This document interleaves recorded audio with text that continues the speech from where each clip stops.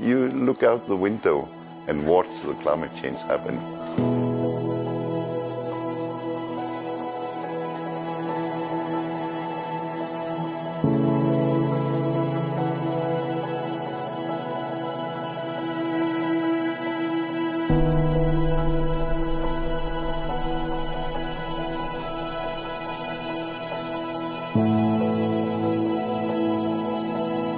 I think Ilulissat is one of the most dramatic places in Greenland to see climate change because it has one of the largest glaciers in Ilulissat Ice Fjord, and it has some of the biggest changes.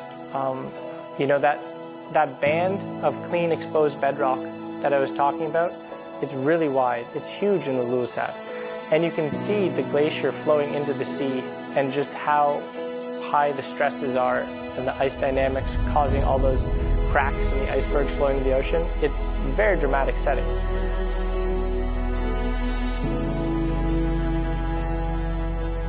So when you stand on the fjord wall and you watch those icebergs slowly going into the ocean, you're watching about 1% of the global sea level rise contribution leaving Greenland and going into the ocean. It's one of the biggest point sources of ice loss from the ice sheet today.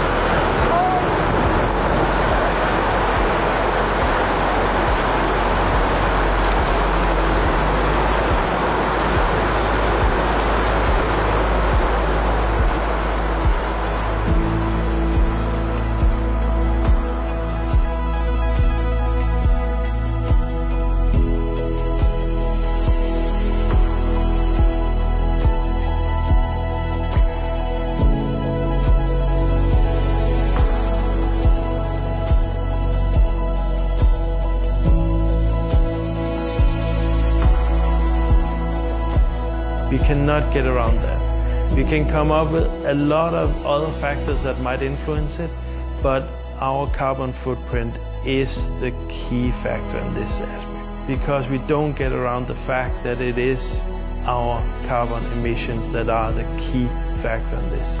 How I feel about this is the clock has started, and the clock now is going much faster. We're constantly speeding it up. So what we're asking our kids to do is we want them to stop the clock. We have to stop it now, because by the time it gets to them, the clock will be way too fast. They won't have the time left to make a difference. We have the time now to make a difference. They won't. So I hope we actually do something so our future generations can walk on this beautiful glacier again. Those of us who study climate change, we think we have a pretty good idea of how it's happening and how it's happening faster than politicians are reacting. But an event like that comes and it's happening even faster than I think it should be happening, which makes me a little cautious about where we're going in the future. It's happening faster than we forecast at the moment.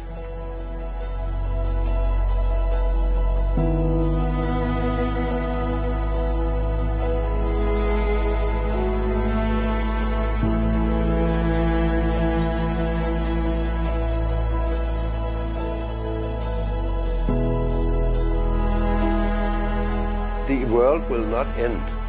If we get climate change, it will be a new situation. But we will not all die, and the earth will not end. It will just be another one. And it's very important that the young people do not panic and say, oh, now everything stops. No, we have to take the challenge to think, to adapt, and to cut back on emissions in a sensible way. But take it easy. Don't panic.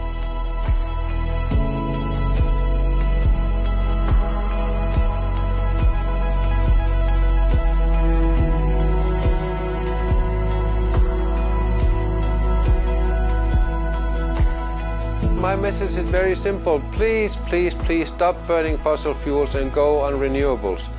Wind, solar, hydropower, whatever. That would be so lovely.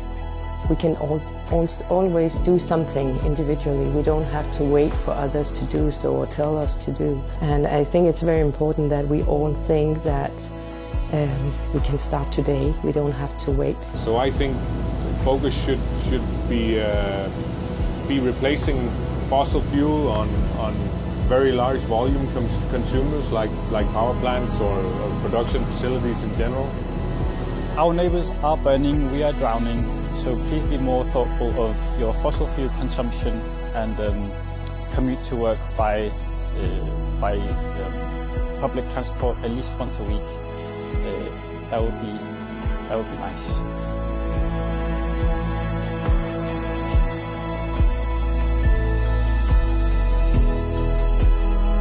I would love to say that we would love to see more education about the climate changes and more connection between the different countries, generally in all of the countries, about the climate change that is happening now.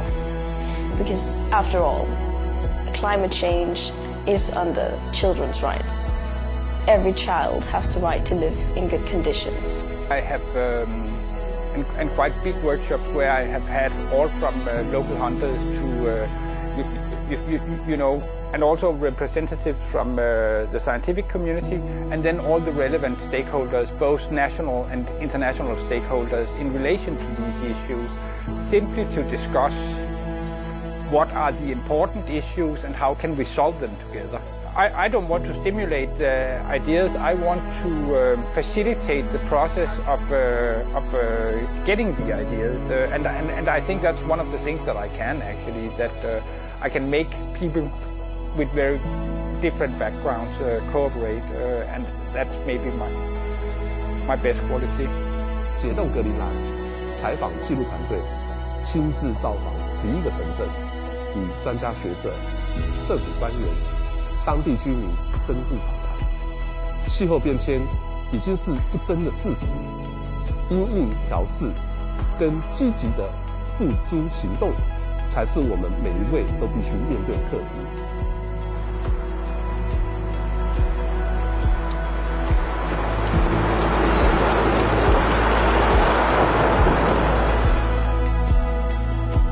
然而，格陵兰的冰融也带来了丰沛的水利资源，使得这里的再生能源使用率超过了60%。孩子们能在夏季的溪边开心玩水，变暖的洋流带来了丰富的渔业资源。从冰层中裸露的土地，有着更多的可供畜牧、耕种的农业发展机会。我大胆地预言，渐渐地，在北极的格陵兰将成为宜居的城市。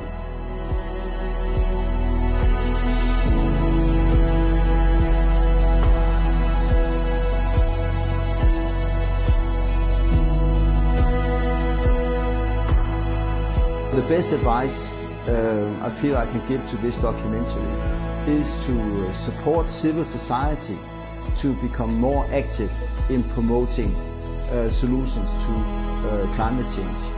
And I think there are two key roles that civil society can play.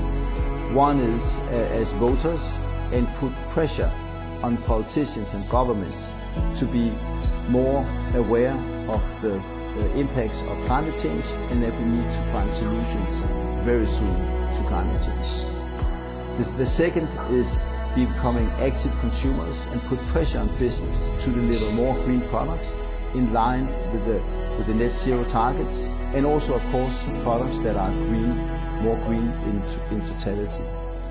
And I think that the more you can link what you're doing on spot, on site, different places in the world, to the global movements for civil society, the more impact the documentary will have.